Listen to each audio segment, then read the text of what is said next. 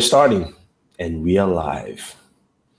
Hey guys, welcome to episode 24 of Comic Crunch. Sorry, moved days again. And this week, some news, some interesting stuff, some trailer reactions. So let us kick it off with our hosts. We have Charles. How's it going, man? Doing pretty good. And aside from the news that I've become aware of, I also made you guys aware of the fact that Dean Devlin, a producer in Hollywood, has now said that the Stargate movie reboots are now not happening. Well, for now. For now, yeah. Yeah. All right. And how about you, Lou? How's it going? I'm doing well. And as far as Stargate, who cares? Oh, shut up, Lou. I mean, look, eventually, who owns Stargate again? Paramount? No, MGM. They need a franchise. They'll work it out. That's just how it is. Yeah, they do need a franchise. The reason he's saying that is because he wants to get press so that the studio feels pressured a little bit and go, look, all right, let's hash this out here. And he's taking the side of, I'm trying to do stuff for the fans. Not saying he isn't. It's just the way the politics plays. Well, after seeing Independence Day Resurgence, I'm a little worried about the Stargate movies because Independence Day Resurgence kind of sucked. It wasn't that good of a movie. No, I mean, it's a visual spectacle. I'll give you that. It was a visual spectacle, but in regards to story, it was horrible. It was all over. Oh my God! Did the first one have a real good story? No, it didn't. None. It was just some stupid popcorn stuff in your face. Watch shit blow up. That's what it was good for. That's all those movies are good for. I mean, come on. But why were people? Oh, it had no story. No, dude. The first one didn't technically have a good story neither, but you enjoyed it for what it did. All right. Both of you just shut up. All right. I agree. The story was weak. The story of the first one was much better, but the problem is simply this: there was no fun. There was fun between Jeff Goldblum and Will Smith. That is what anchored the first movie. That's why that movie was fun. It doesn't matter where. It's like Transformers, right? The first one was really good because it was fun. This movie wasn't fun. That's the thing. So it doesn't matter whether you have a good story or not. So anyway, let's get down to our stuff this week. Kong Skull Island hits. Well, let's go in the order. No. Of the trailers that were released this week. Granted, you gave your reactions to Ghost in the Shell. Oh, let us start with Kong Skull Island. Let's start with something. But let's start weak and go good. You know what? How about we just shh? Kong Skull Island. I'm gonna start off with you, Lou. I liked it. I really enjoyed the back and forth humor in it. It's not taking itself too serious, and then it's playing off like Skull Island is going to be home of all the weird monsters. All right. How about you, Charles? I watched the trailer, and I was a little confused by it. I mean, in the original teaser that we got, there was giving off a bit of a serious tone with some real, danger and all that. And I was like, ooh, this should be cool. But now with this new trailer and with John C. Reilly being involved and he bringing in some type of, some level of comedy, I'm afraid this movie is not going to know what it's trying to be. I think there's going to be parts of it that are going to be serious with real danger, and there's going to be parts where it's going to be trying to be a comedy, and it's going to kind of ruin the movie in the process. I'm a little worried that, like I said, it's not going to know what kind of movie it's trying to be. I disagree with you, Charles. I disagree as well. The reason I say this trailer was cut for comedy. And they do this all the time. So the reason I say that is that when you see the scenes, there was a scene where Samuel Jackson basically said something serious. The music in there was a little comedic because they just finished the scene with John C. Reilly. So the way the trailer was cut was comedic, just like the first trailer. The trailer was cut to be serious. So what they're trying to tell you is that there are going to be lighthearted moments in this movie, and there are going to be moments where you go, shit. So I think, which I think is fine. This comedic trailer didn't come off as being like downright funny. It was more John C. Reilly and the fact that He's playing a slightly deranged individual who's lived on Skull Island for a while, and that's the vibe I got. And he's laughing at the guys coming to die because they decide to piss off King Kong and all the other monsters out there. So I can see where the trailer definitely comes off as a little bit disjointed, just because after the first trailer and all the little snippets that they had shown, it felt like this was going to be a super serious movie all the way through. And this trailer was basically designed to tell us, oh, no, there's comedy there. I think we'll find that the comedy is not as much as you think in this. The only issue I have, honestly, is Kong was tall, but he don't look like he's as tall as Godzilla. No, Godzilla's always going to be taller than Kong. Remember, Kong is more agile. Yeah, but I mean, Godzilla looks like he's going to have him 2-to-1 in size. They're gonna reduce Godzilla by a bit. Okay, I'm curious. With this Kong Skull Island movie, is it in the same universe as the 2014 Godzilla movie? Yeah. It's in the same universe. Okay, cool. Yeah. I think the way they're going to do it is this is going to take place. This takes place in the 70s. So in the 70s, and then when Godzilla's going to reawaken, he's going to work his way to Kong Skull Island because that's where he's going to notice there's a threat.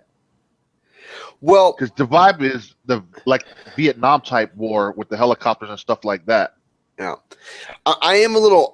There is another thing I'm worried about is that I had found out a few months ago that Gareth Edwards, the director of the first Godzilla movie, has left Godzilla 2, and that has me worried for that sequel. But with Kong Skull Island, if Godzilla shows up, I'm a little worried that they are not going to be able to replicate the same scale that Gareth Edwards did in his Godzilla movie. I am fine with Edwards leaving.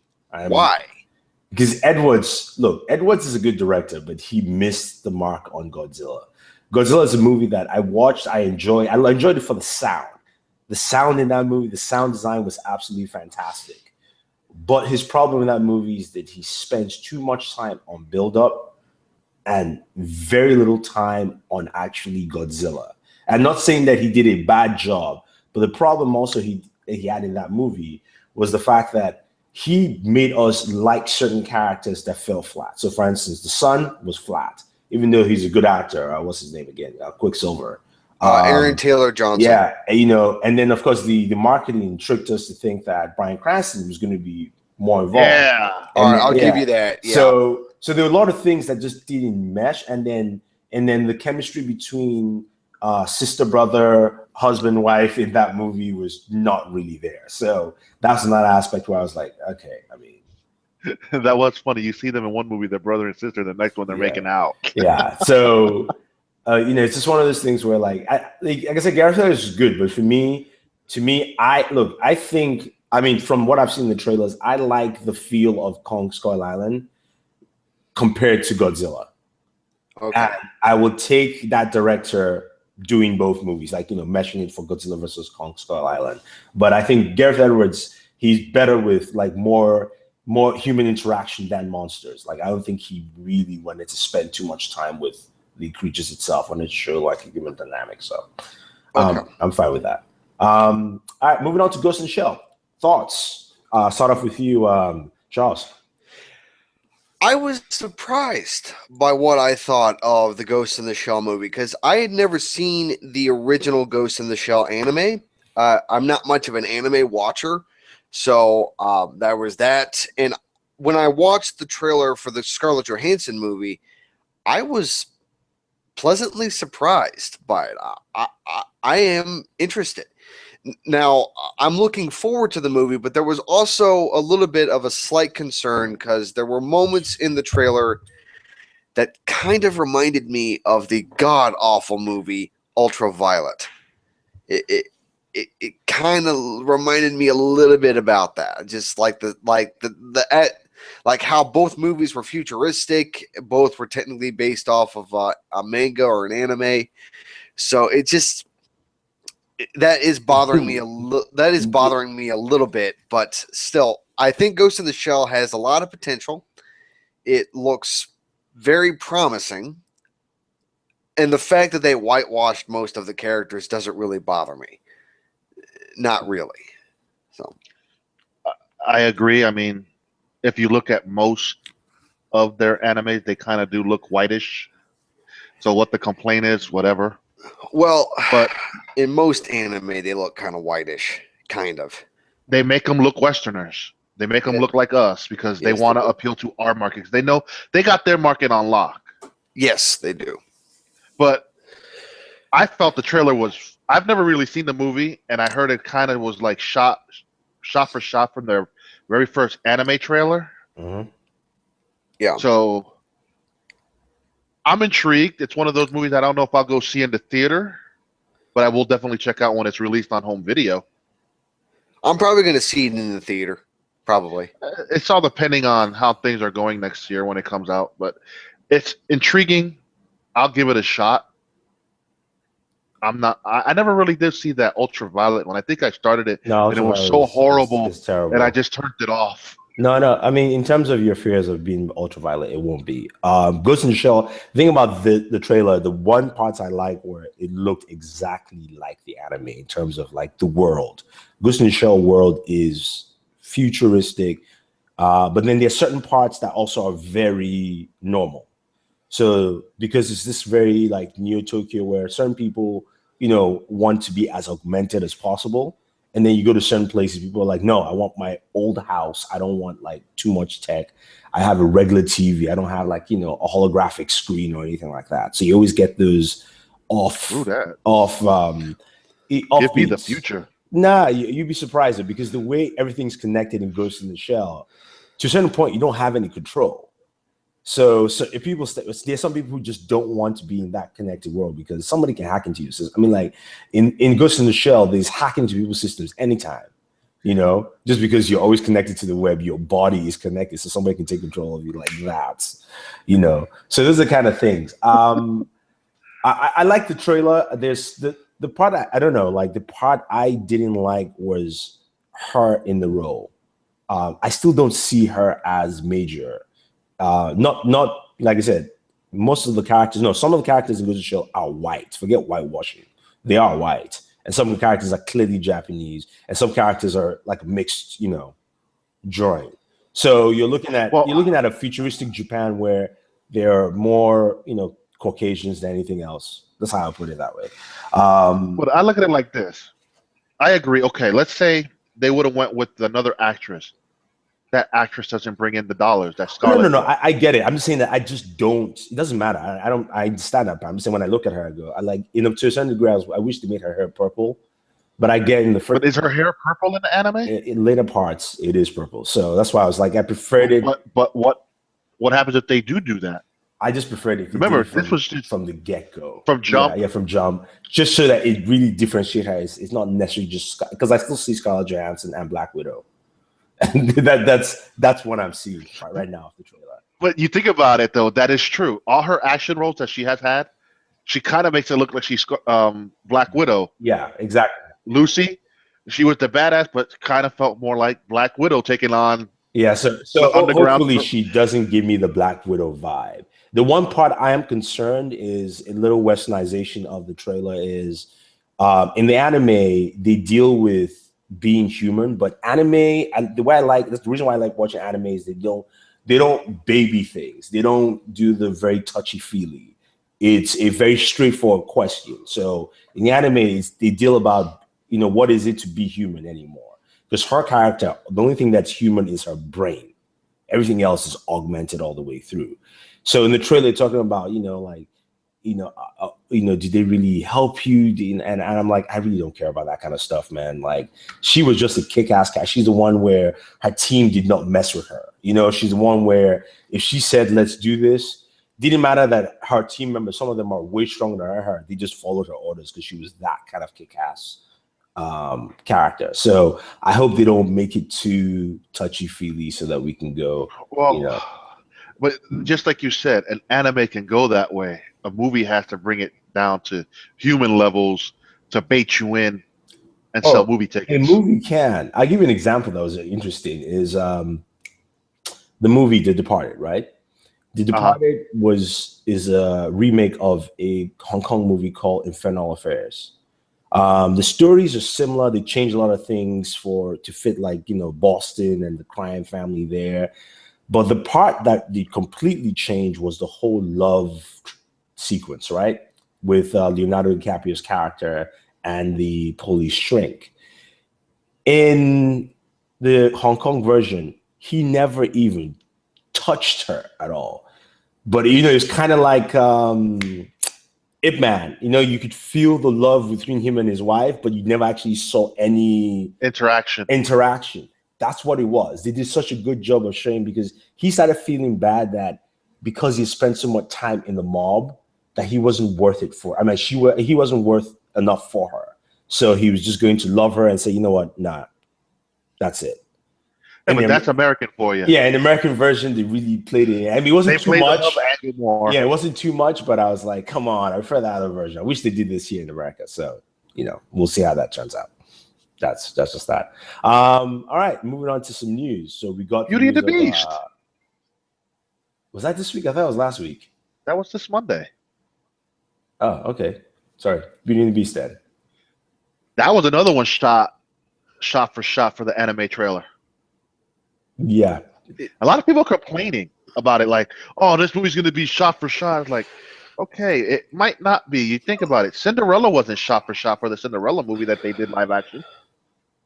No, I mean, but there's going to be more, because remember, they've changed her backstory. They've given her a little bit more of a backstory here in this one, a bit. So there's going to be stuff that's changed, considering now she's an inventor, but she likes to read more than invent, even though her father is an inventor. So basically, she invents things to do her chores so she can just spend time reading. So there's going to be more backstory to her. There's going to be more backstory to Gaston as well, which we didn't have in the animated version. Which I'm cool with. Yeah. So you got to think about it. The anime was what, 86 minutes? That's an hour and 26 minutes. They're going to try to spin this movie to be at least 20 minutes longer than that. Mm-hmm. What do you think about it, Charles? I am indifferent towards the Beauty and the Beast trailer because it's a musical. I'm not gonna. But this trailer didn't give you much musical sense in it. Doesn't matter if it doesn't matter if they sing only one song in the entire movie. If there is singing at all, I will not watch it. You soulless individual. I am not a soulless individual. I just don't like musicals. Soul. But we already established just that the only movie Charles would be willing to go see in the theater was The Lion King. Yeah, that was probably the only one. All right. Yeah. All right. So we can just, and let me look for the mute controls and just mute Charles. Done. Okay. Until we're done with this. Am I the only one who saw the Full Metal Alchemist trailer? No, I did. I saw it too. I mean, it was 30 seconds, and I'm intrigued. I want to see how they made it look. Yeah. See, the problem with my problem with Japanese live action animated movies, they've always failed. So the biggest Japanese anime right now is Attack on Titan. Mm-hmm. And that movie sucked. And the movie was, first of all, was nothing like the anime or even the manga, because the manga and anime differ a little bit. But then it was just horrible. I mean, the characters were not the same, the personalities of some of the characters. I was like, but I thought she was supposed to be the heart. How come I didn't even know who was what anyway, other than you knew certain characters because of the outfits, and then, like, some people wear glasses and things like that. But I'm like, what is going on here? And then the animation was terrible. I mean, the special effects, things like that. So that was. So with Full Metal Alchemist, I'm like, okay, let's see. The only one I think I kind of like was Ronin Kenshi, just because Ronin Kenshi, of course, you're using with swords. So they played it like feudal Japan, which is much older and much easier for them to do than Attack on Titan. That was just horrible. I haven't seen that one. Yeah, you should check it out. The second one was okay. The first one was much better. I prefer the first one, yeah. But I think they did that as a trilogy. Oh, yeah, 3. Yeah, that's right. Yeah, but sorry, the third one was okay. The first 2 were good. So the third one kind of sucked. No, it didn't. It was more like they were trying to. It didn't serve the purpose well. No, they were trying to play to the storyline, and then they took it away a little bit. And then when you go to the fight scene, that's where they dropped the major fights, and you're like, okay, we had all this cool little fights, and then come on, really? Did you run out of money or something? So that's pretty much where it was. That's where it was there. All right, so now that we've covered all that, let's move on to some news. Yeah. So yeah, we know Stargate is on a little hiatus. It'll be Stargate movie's gonna come out. It's just gonna be. I think MGM is owned by Sony, and Sony right now isn't. If I'm not mistaken, I could be wrong, but Sony's trying to refocus effort. So I think also the thing is that he needs to come up with a script that people just go, oh, okay, wow, this is great, and then we can start moving. That's where it starts from anyway. So well. I understand what I read, and I didn't read the whole article, but I did read parts of it where they said that right now, as it is, the studio wanted to get a franchise out there and not worry about the quality. They didn't care about the quality. They just wanted to push a franchise out there, whether it was good or bad. It didn't matter to them. And so that I can understand why they didn't want to release the movie because of that. Because if they had released a movie like that with the franchise being crap, and the audience would reject it, that would be a big problem for them. But yeah, because I mean, dude, that Stargate has a pretty good following. Yeah, no, it does. See, it is true, but you see, the reason why I say that's not a pure statement, right? In there is. You have to understand, okay, I'm looking at some of MGM's past movies, and I'm going, I don't think so. Magnificent Seven was one they just released, had great reviews, did well in theaters, and they want to make that into a franchise. But that's a Western that don't need to be a franchise. No, I'm just, and spoiler alert, they can't make it a franchise because most of the people in the freaking movie are dead. Yes, I understand it. Now, the movie that did it doesn't matter. They can always find ways to spin things off. The Magnificent Eight. The movie that didn't do well for them was Ben-Hur. That was their big failure this year. Oh, dude, but that movie looked horrible. Yes. Then you have the movie that did well was Creed from last year.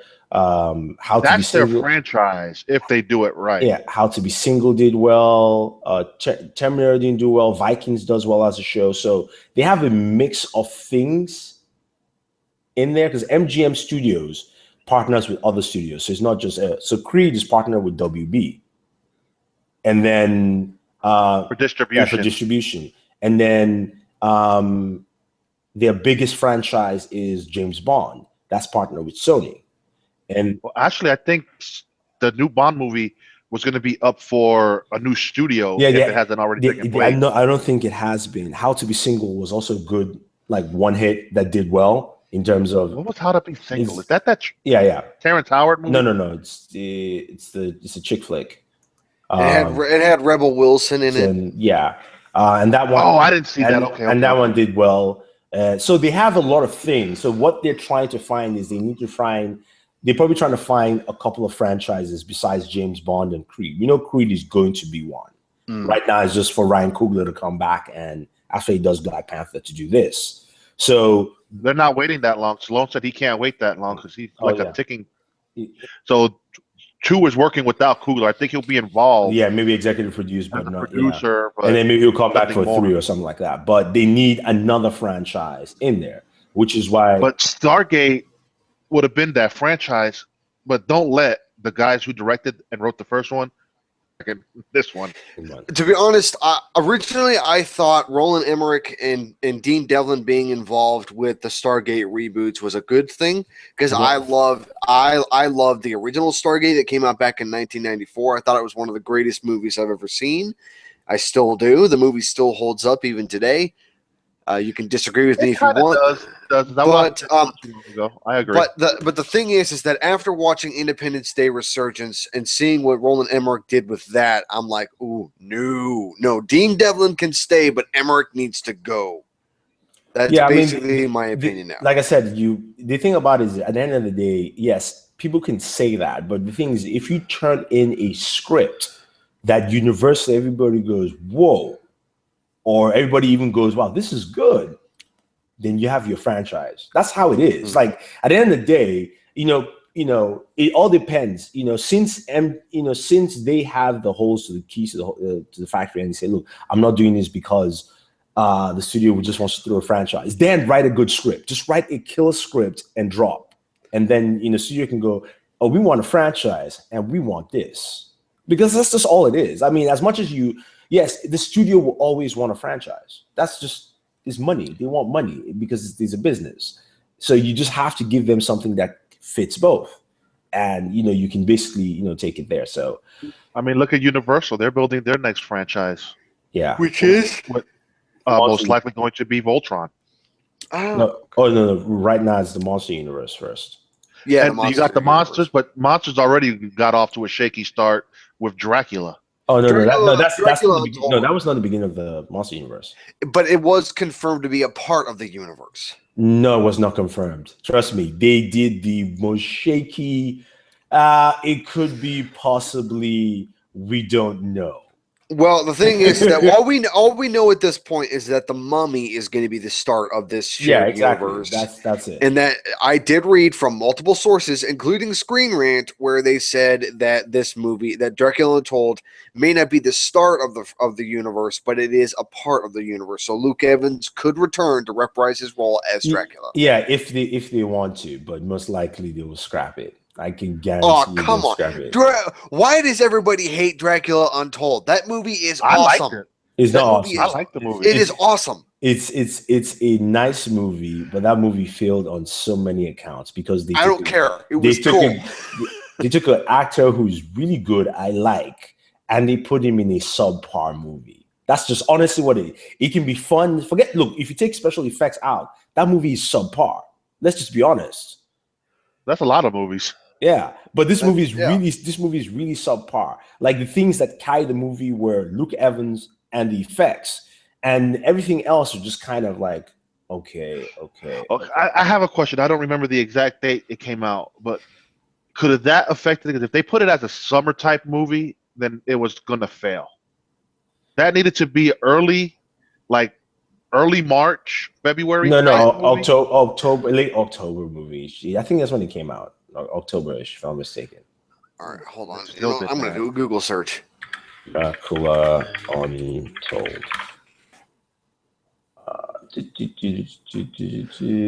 October 10th. Early October 10th. Yeah. Oh, okay. Yeah. But it did bad. It just didn't resonate with audiences. They tried to create a story for Dracula beforehand, but it just didn't resonate. It's just what it was. It wasn't as scary. It wasn't as like some people would want it to be. It's like, look, if you're gonna give me Dracula, either show me that he's just this really evil bastard beforehand, and then he becomes the really evil bastard Dracula, or something else. And this guy was really not even that. It wasn't even bad at all. So it was just kind of like okay, I guess he's trying to save his people or whatever. Well, I liked what they did with Dracula Untold because they turned him into something that he is not known to be what that is. They turned him into an anti-hero. And I thought that was awesome. I thought that was a new take on the character that worked. It doesn't matter because when he meets Blade would chop his head off and take his heart out. You know what? Bam. There's no Blade in this universe. I'm just saying, no, Blade can come up or that's it. Done. Anyway, you want Blade in every vampire story ever told. Just have him in the background, just getting ready to kill. Yes, like, exactly. I'm gonna get you. Taking out vampires. When the Twilight movies are happening, you see all those Twilight vampires. God, see the vampires running like, you see Blade just walking in the back. Yeah. He's doing the old Jason Voorhees walk. Yeah. All right, so that's that. Also found out that there are rumors that Disney might be buying Netflix, which number one, I don't think it will pass, even if they try to. I think why? That means they own end to end all the way through. That's very big. It becomes a monopoly. You own. Remember, Disney owns studio. Remember, the studios they bought were private companies, so you can always buy. That's why they bought Lucas. Lucas was not a public company, so you could buy Lucas. Marvel was the only public company, but it was smaller than when they bought it. But now compared to now, but internally, so you now have production, you know, to a certain degree, distribution. You own ABC as well, and then you now own Netflix, which is now Netflix is the biggest online distributor. That means you now own everything from top to bottom. Netflix is the biggest distributor of video content online in terms of paid content. Yeah, YouTube is free content is biggest. So I don't think it will fly, but I think Disney sees it as a good fit. All their shows are doing well. Luke Cage is the biggest viewed show of the year on Netflix. You know, so I think that was one of the most anticipated shows too. Yeah, but I'm just saying that it's been all this stuff has been doing well. So for Disney, like, well, this, you know, this makes sense. The question I was going to ask is, which other companies you guys think should purchase Netflix, or what do you think Netflix should do? What are your thoughts? Netflix needs to sell. I thought Netflix was doing well. It has nothing to do with well. It doesn't mean you're doing bad just because somebody wants to buy you. But then there's really, if that is the case, then I don't think they would ever get bought by anyone. Because I think the key is going to be that Time Warner and DirecTV, AT&T, if that passes, then Disney gets Netflix. No, Disney won't get Netflix. The reasons for the two are different. The reasons why AT&T can buy Time Warner is because AT&T is moving into a different industry, according to that perception. Like, but they got DirecTV as well. Yeah, but remember, they're not buying Time Warner Cable. They're buying Time Warner Studios. They've never been a production company. I thought they were buying the whole thing. Time Warner Cable is owned by Charter, completely different company. So that's why that thinking is there. But with Disney buying Netflix, that's the same industry. Remember, Disney also has its own online portal too. So you're now buying, not that it's anything big or special, but you're in the same industry and you're buying a competitor in the industry. AT&T is buying somebody else, like, you know, like, oh, you know, even though they are still connected. So it's kind of like that Comcast and NBC deal. Yeah, exactly. Comcast bought NBC, but even though they still work together, NBC did completely different stuff because Comcast is still a tech company, if you think about it, right? Mm-hmm. They lay fiber, they connect you. NBC is a production entertainment company. That's just what it is. So it's just the lines are blurred in there. So that's why I said that deal is different compared to Disney buying Netflix. Oh, okay. So I mean, if it passes, it passes. All it does is open up the door for maybe more content as far as shows that they might have been hesitant on, like if they decide to do a live action Star Wars TV show. No. I don't want it. But Netflix has already a deal in place for every single Disney catalog. Everyone. Hey, you can't help that. That was already signed before this. No. So I mean, it's already there. I think maybe it's more of Disney looking at how much money Netflix is bringing in and saying, this just pads our stats even more. So that's why I say, like, you know, Netflix, for you to buy a company doesn't mean they're losing money. It just means that that's profitable. You know, it's like saying, like, Apple has enough money to buy anybody, literally anyone. So Apple can come in and go, wow, this fits. You know, we have Netflix on Apple TV. Plus, they make lots of money. Great. Done. That's all. That's all it is. But yeah, thoughts, Charles? Yeah, I got nothing to say. Well, all right. 1 second. There is one thing I'm worried about with the whole. I know it's just a rumor, but with Disney owning or working to buy Netflix, what would that mean for Netflix's original content? That still gets made. It still gets made. Netflix original content gets made, but the problem is, how would Disney affect Netflix original content to other studios? That's where it's key.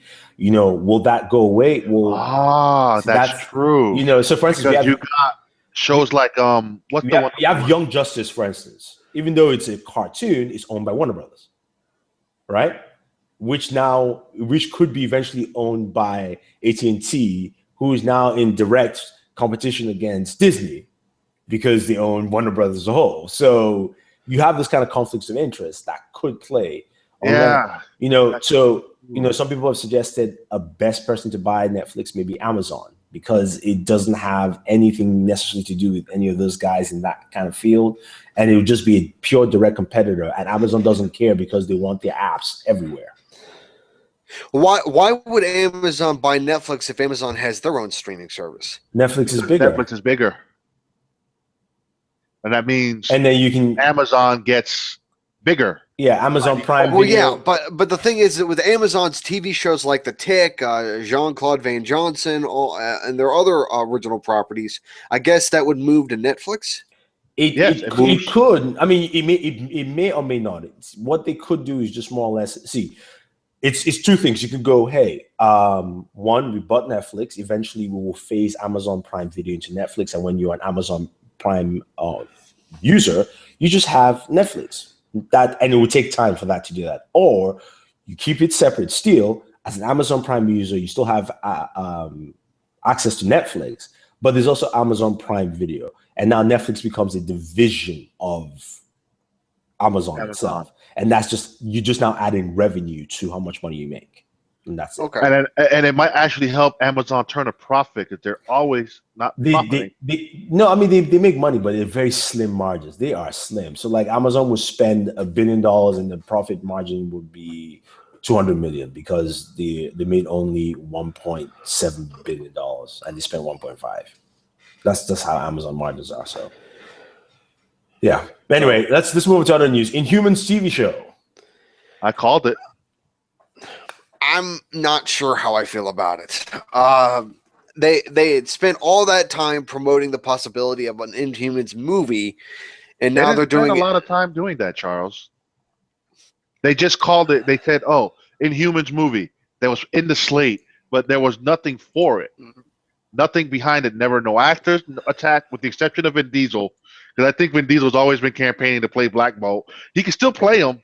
If he's smart, be like, okay, it's only 8 episodes. That takes out, let's say, 3 months out of my schedule. I could make it work, and I could just take a TV schedule. If you really want to play the character, I agree with you. If I'm Vin Diesel, I'll take the role. I'll take it. You know what you do? Okay, give me points on ad revenue for the TV streaming. Work the deal where you still make good money off of it. And you become an executive producer on the show as well. Okay. And again, it also brings some star power to something. Look, as much as Vin Diesel is only good at making Fast and the Furious movies, if you hear Vin Diesel is doing Inhumans on TV, Vin Diesel on TV. Remember when J-Lo came back to do that Blue Bloods on TV? All the hoopla. How many people? Shades of Blue. Shades of Blue. Yeah, that's a good show. How many people watched the show? Just initially, just to see what was going on. Like, why is J-Lo doing a TV show? But it wasn't just J-Lo. You got Ray Liotta. We all know Ray Liotta is fine. Remember, I'm just saying it's a generation of people who don't know Ray Liotta anymore. But when you hear J-Lo, you go, oh, okay. And then they see Ray Liotta, like, oh, I've seen that guy before somewhere. He's a good actor, that kind of thing. But that's what you get. He's a crooked mobster and all the bullshit. Oh yeah, Ray Liotta and being the crooked guy, man. It's just like way too much. Well, with the Inhumans TV show, I guess I could say the one thing that I'm looking forward to the most, the one thing I'm hoping will happen, is Lockjaw the teleporting dog. I really want to see how they're going to do that.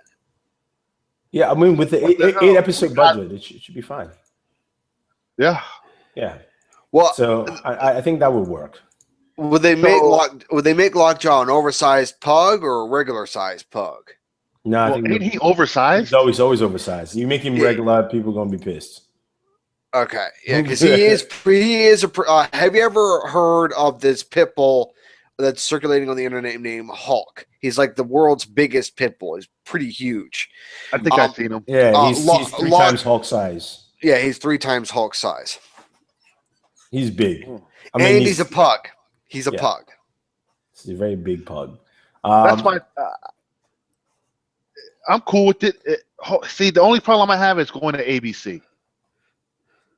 I think that's a show that would probably be better served like on Netflix, just for the fact you could get more in depth with the story. Where on TV you really can't because you're trying to keep ratings. Well, everything on television is about ratings. What time slot do you think it would take? most likely that 10 o'clock time slot. Because I've been seeing reports that Agents of Shield's ratings have been going down ever since the premiere, and Agents of Shield might end up getting canceled next season. Oh boy. No. Look, I know Agents of Shield isn't the best show on TV right now. Is the best. It's the best show on TV other than Netflix in terms of comic book shows. The thing is that I highly doubt that ABC would cancel Agents of Shield because isn't like it extremely cheap for them to make? They canceled Carter. Yeah, no, but Carter was a little different the way it was played. I think Agent of Shield maybe might be losing ratings a bit, but I don't think it's that much. I think they'll move it back to the 10 o'clock time slot, and then amp things up a little bit more with Ghost Rider, and people will be fine. Well, you have to leave it at the 10 o'clock because you could get away with the blood splats and all that stuff. You move it back to 9 o'clock and you can't. Yeah, exactly. Yeah. Anyway, let's see. So that's that on the news segment, and I mean there are a few other things, but we've been crunching up time. Let's move to TV shows. First show this week is Supergirl.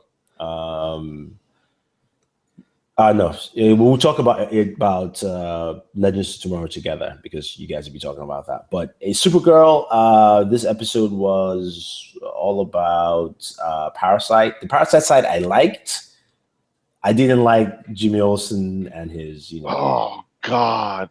I mean, I will say that the one thing I liked was the way his shield armor came out. That was cool. I liked the fact that he didn't have to always carry a shield, but yeah, all that stuff with Jimmy Olsen in a 2-episode arc it's just so forced. Stupid. So forced. I look at it as know your role on your team. Your role is you sit back and you help from a distance. So what? You're a black belt in karate. I mean, come on. You got punched by a flippin' alien and you absorbed it somewhat. It's such bullshit. There we go. Charles? I'm going to go ahead and say it. I didn't have a problem with Guardian. I didn't. I kind of liked him. I thought he was a bit of a badass, and I'm looking forward to next week's episode where in the preview it looks like that everybody's going to turn on Guardian and want to bring him in and throw him in prison. So I'm going to be really interested how they're going to do that. But that's the cliche. That's always been the cliche with these stupid vigilantes. They're trying to help people, but no. It always gets spun by the media that is he good or evil. Dude, he should have not became Guardian. He doesn't need to be Guardian. The simple fact is you're taking a person who is a mere human, and this show is specializing in aliens, mainly doing all the fighting. Just like the sister. She takes a punch and keeps on ticking. No, you should be bones broken, devastated. I mean, they make Martian Manhunter take more of a beating than the humans. Because Martian Manhunter is an alien that can take the beating. But that's my point. See, when I talk about power levels and I get pissed, now welcome to my world. I mean, dude, Kara is supposed to be. Her and Superman are the strongest beings on our planet, supposedly. Granted, you got Mon-El. He'll be the third strongest once he figures out all his powers. He's not even close to Martian Manhunter at all. So okay, so fifth. You would know a little better. Yeah, he'll be fifth behind the two Martians. Yeah. But it's ridiculous how they're. Oh, Jimmy Olsen, he takes that punch and lands on the car like nothing. Get the F out of here with that crap. Well, the only thing that was cool was the shield. Oh, and then the only damage he really has is a little cut on the side of his eyebrow. Get the hell out of here with that crap. Well, okay, Lou, tell us how you really feel. It's Diggle all over again, but Diggle at least made sense. Because Diggle knows his role. Yeah, true. I will agree. I think the way Diggle is using Arrow, especially moving forward, Diggle understands the certain things, and he always says like, "Yo, this is way beyond me. Like I am, like Oliver. I think we need to chill." You know, he knows that. Okay, Oliver's the better fighter, and all this and that. Oliver's been doing. Know your role when you're doing something. I'm sorry, Jimmy don't know his role, and when is an idiot for encouraging. Oh, I like this. We should do this again. Yeah. Well, look, Wynn was not encouraging him at first. He was like, dude, are you trying to get yourself killed? And I was completely okay with that. But I also understand why Jimmy wants to do this. He's getting fed up with staying on the sidelines. He wants to be in the thick of things and help. Place. Help. That's the problem. Dude, what's going to happen if he goes up against Parasite, let's say he wasn't as strong because he was technically a human form, whatever. But you go up against someone that Metallo, for instance. Jimmy Olsen is no comparison to a man that's made out of metal.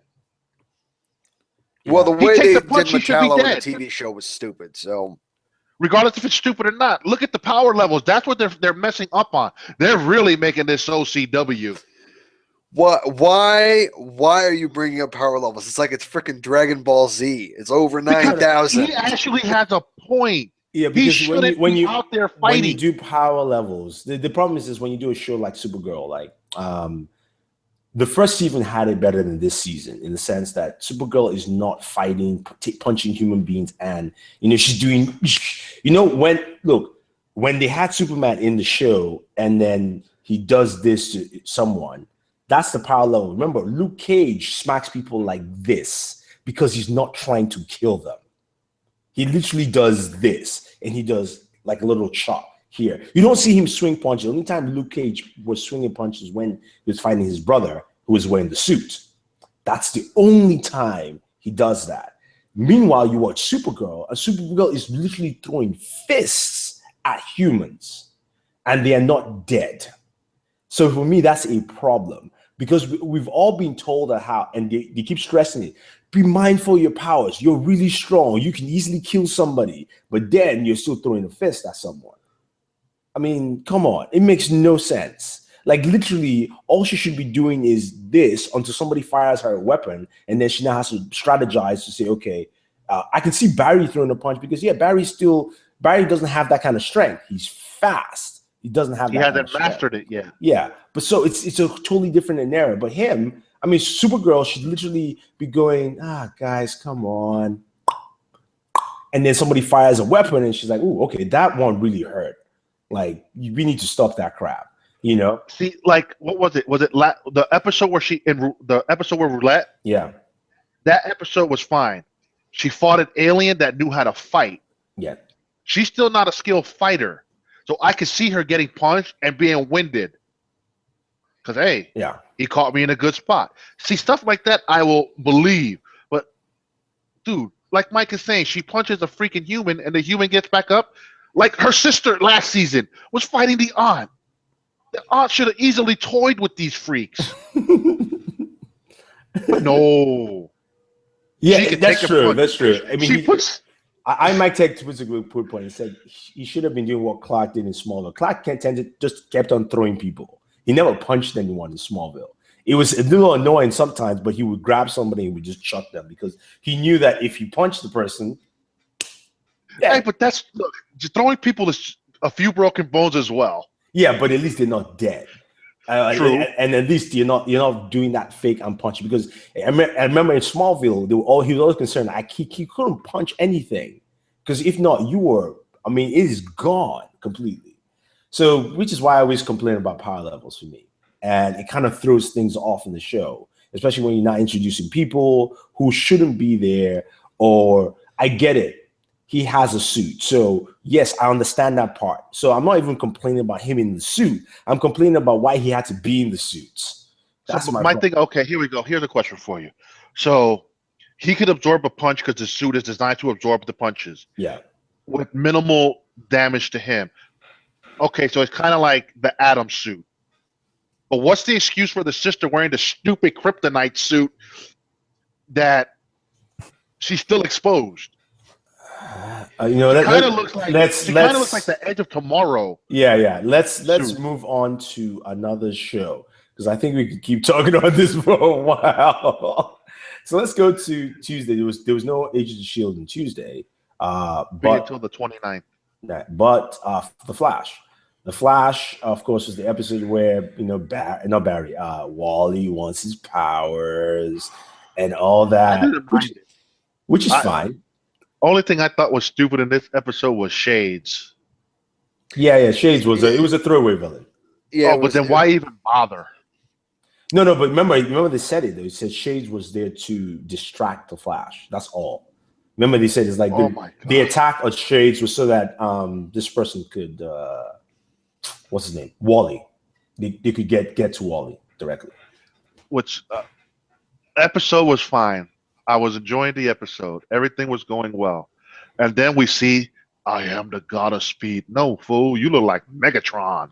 Yeah, what okay. Salazar Sativar. No, Savitar. Savitar, sorry, yes. Yeah, Savitar, the god of speed, does not, his outfit is never look, half the time this guy is shirtless, okay? First of all. I think the problem is when they did that episode, they did not cast Savitar. That's why we had him in this, but why even give him that kind of weird looking suit? Why not just give him something simple and then later on? They were inspired by Michael Bay. And then later on show us who's Sativar is. What do you think about the episode, Charles? I liked the episode. I mean, we all knew that Wally was going to get his powers from Dr. Alchemy, which I thought was pretty cool. I was really hoping that we were going to see who Dr. Alchemy was under the mask. I know a lot of people are thinking that it's still Julian that's Dr. Alchemy, but I don't think it's him. Charles. You'll get the reveal in 2 weeks. But after seeing tonight's this past Tuesday's episode, and then seeing the preview for next week's episode, I don't think Julian is Dr. Alchemy. I don't think he is. He's Dr. Alchemy. Okay, one part. Yeah, but we'll see. But I think the one part of Flash annoyed me this season, and I'm glad Cisco was like, "Look, let's stop hiding this crap." I'm sorry, Caitlin. I mean, come on. You and your crew deals with this. I understand, okay, you're going to your mom because your mom is a specific expert, right? But after that, you need to come back and say, guys, this is happening, man. Like, maybe. Yeah, but see, I get her whole reasoning why not wanting to, because she's been told so much about her evil self. Now, my cousin brought up a good point when we were talking the other day. I'm going to run it by you. Remember Cisco's vision when he vibed her and they were fighting supposedly in the woods? What if that was actually more of a training sequence? No, she went all cold. That's not a training sequence.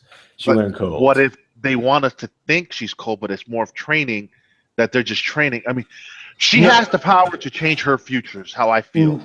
Yeah, no, true. But remember, the more she uses her power, the less she can stop using it. That's the difference. Which is why, remember, she doesn't want to use it, which is why she stole Cisco's cuffs, to basically dampen the power. So I think that's my problem with, that was just my problem with her. It's like, look, come on.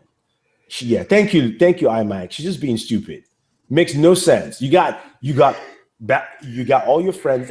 The part I think was right, maybe why she got pissed and she turns Killer Frost, is because she's now blaming Barry, and rightfully so. Barry has messed up everybody's life now. But see, my cousin said that too. But then I go, hold up, no.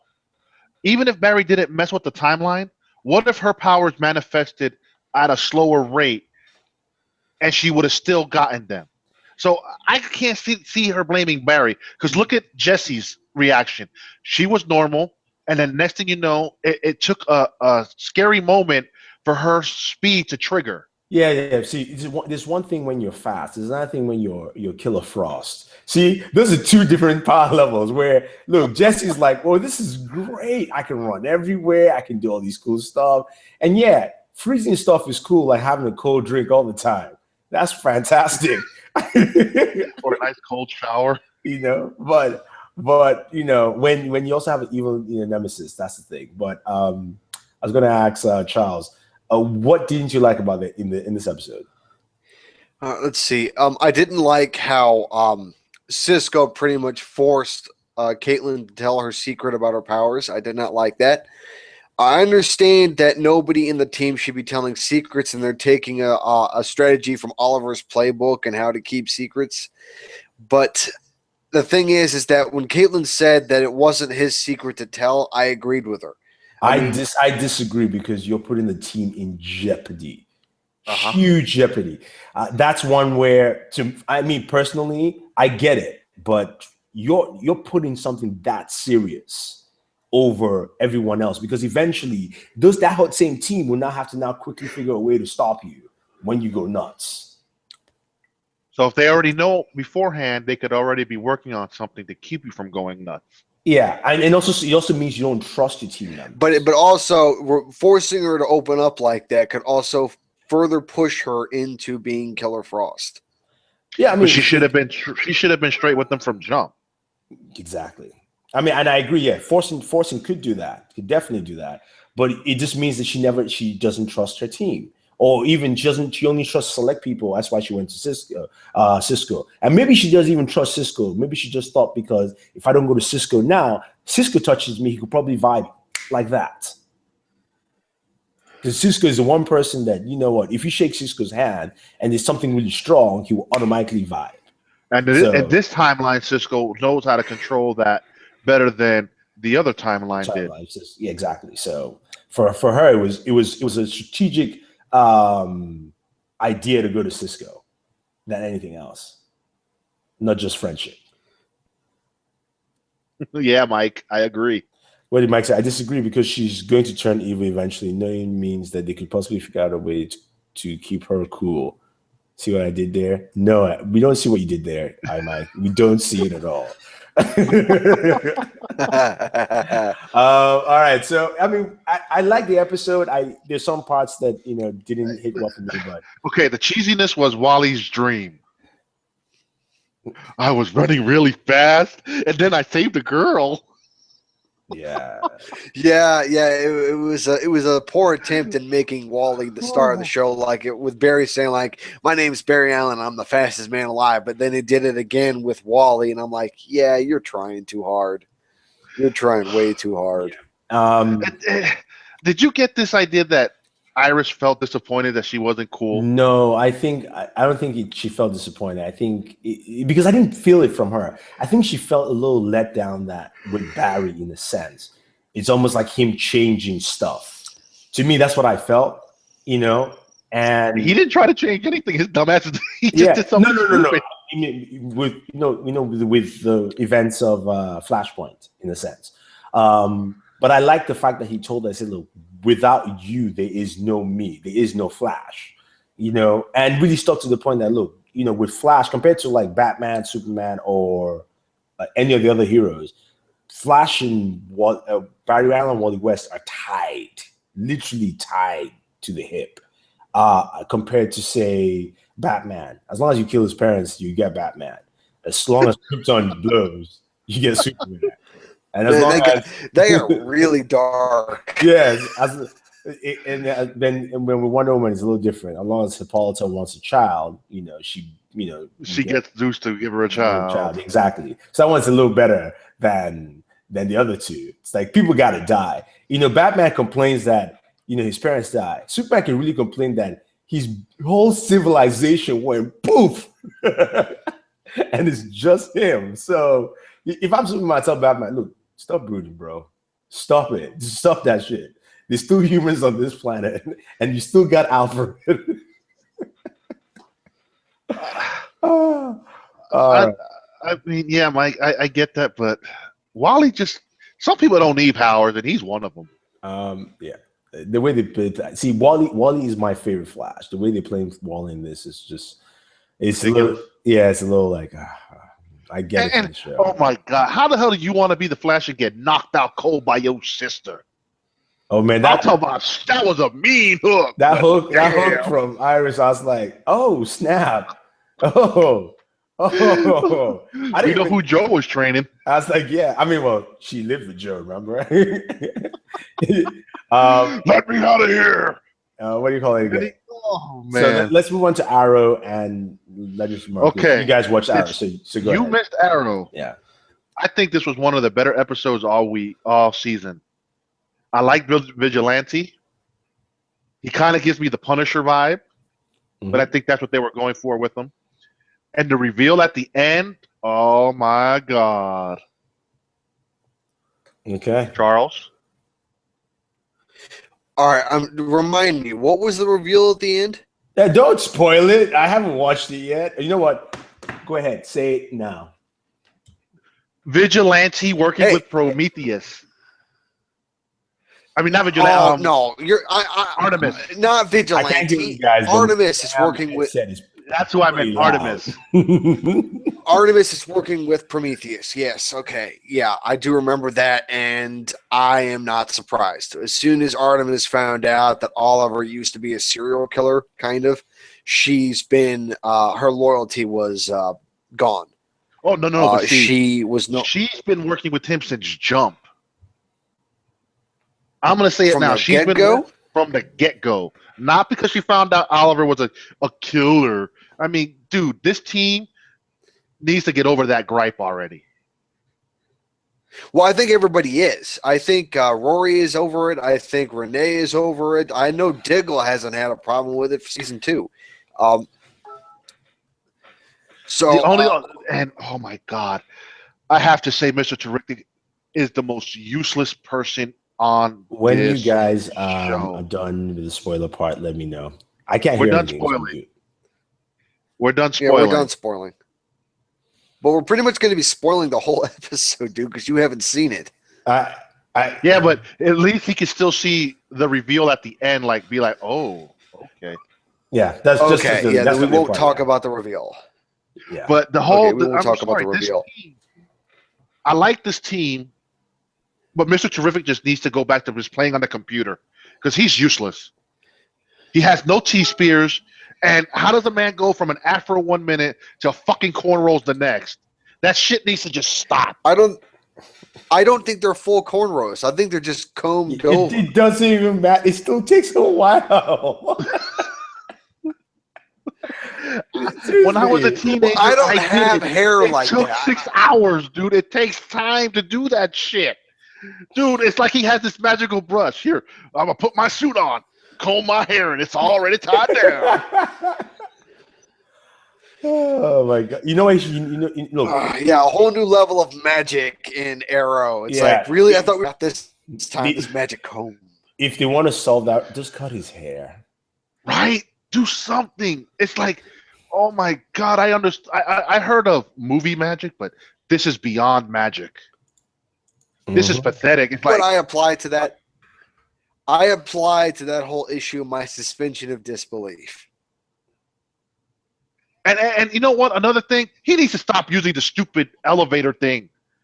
He has no strong upper body strength. He's always falling. He just needs to give up. Yeah. That's going to be the thing towards the season finale. He masters the stupid thing. Yeah. Oh, but other than that, the episode was great. I thought the episode was good. Yes, the episode was. Let's see what else. Now, Quentin, the stuff going on with Quentin. Oh God, I'm over Quentin already. I get it. They're trying to give Thea something to do. She says she doesn't want to be on Team Arrow, so now she has to be. Do you think it's true? He's not Prometheus. He's not Prometheus. No, dude. Even if you were blacking out, dude, I'm sorry. There's no way in hell you become an assassin like that with a bow and arrow at that. And then the guy knows how to use a knife. I mean, dude, it's setting it up so well to be Tommy Merlin, but we all know it's not going to be. Why? Because Tommy, because he's being on that one of them stupid Chicago shows on NBC.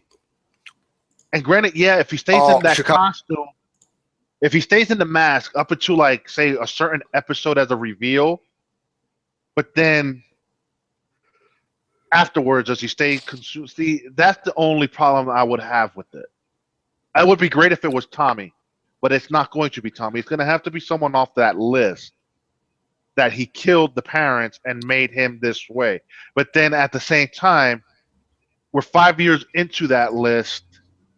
This person had to be well off into their teenage years to be at least somewhat close to age with Oliver to want to get revenge, the way Prometheus's backstory goes. Mm-hmm. I agree. All right, let's move on to Legends. Okay, last week's Legends was I mean, okay, whatever. I didn't care for the 80s too much. Only thing I liked about last week's episode was Obsidian. Sorry, what? Just like Mick said, I hate the 80s. The music, man. You know, you gotta love the music, man. Growing up in the 80s, boy, that music was the bomb. There were some good songs back in the 80s, like that whole "You Sound" by Dead or Alive. That song is a classic. But then, I mean, and then this week's episode, going back to the Wild Wild West, I was a little disappointed. I was kind of hoping for Rip to be there. Yeah, I was hoping for that too, because that wasn't that our theory back when he first left the team, is that he went back to that village that was in the Wild West where he truly felt at peace. He just went there. Mm-hmm. That's what because I thought. his whole reason for life mission had been done. His wife and his child were both dead. He failed in saving them. So it seemed logical that the only place he would go to is the one place where he felt at peace, and that was that village in the Wild West. Yeah, but they're saving Rick, not Rick, it's just Rip Hunter's comeback for a special episode. Okay, I could see that. I could believe that, but it's like I have a feeling that you lose 2 members, you gain 2 members. So it's like Rip left to put Sarah in charge, and she's able to pilot the ship. He gave her all the functions of the Wave Rider, which is cool. But I get we're going to have a constant revolving cast here on this ship, and the core will be, you know, Sarah, Stein, Jackson, and Rory. No, and Ray. Palmer, yeah. But just build your team out. I would actually like Citizen Steel to stay. I don't care about Vixen because I thought he was going to stay. He's but it could be a season thing. Vixen, Vixen's. But well, I think Vixen, now that we've completed her arc from last week, maybe now her character, because the thing that we didn't get from her character was that person out of time. You know, that I kind of liked it and I also didn't, because she played it like, you know, whatever. This is a future technology. I'm good. Let's just do what we need to do. Now she has to settle in to now be a little bit off in terms of things. But I guess she came from the 1940s and not like from the year, you know, 1850 or something. Like if Jonah Hex joined the team, he would have a hard time adjusting to anything. And they won't be able to take him out anywhere. Yeah, because of the face. Yeah, exactly. So, but he could always go hook up with what do they call Harrison Wells on from Earth 19? I forgot. HR's little thing. HR, yeah.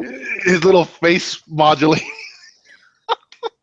Oh, that was another thing that made me laugh in that episode, how he's trying to take Joe's girl. Oh, yeah. I mean, Joe's like, why did you, my God.